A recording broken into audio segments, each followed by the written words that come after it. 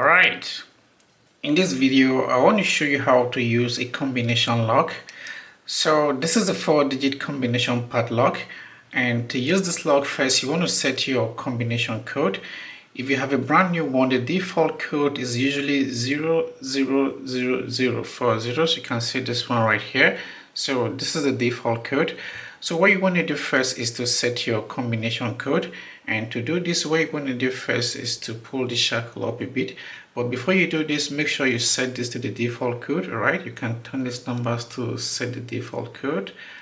Okay, so what you want to do next is to pull the shackle up a bit this way, and now you want to turn it counterclockwise to where you have the code setting gap this way. So this is the code setting gap right here. You can see that pinhole right there. So push this down. Now hold it. Now turn it counterclockwise again this way. Now let go. So this shackle is going to stay down, and now you can go ahead and set your new code. So I want to go with 1 1 2 2. So that's my new code. And after setting your code, you want to take a photo of it or write it down so you don't forget. And what you want to do next is to push the shackle this way clockwise, so it's going to pop up, and now your new code is set. So to lock it, you want to bring this down, the shackle, and come over here and set some random codes. So it's locked. You can see it here, it's locked. And to unlock, turn these numbers to set your code. Make sure they are aligned properly.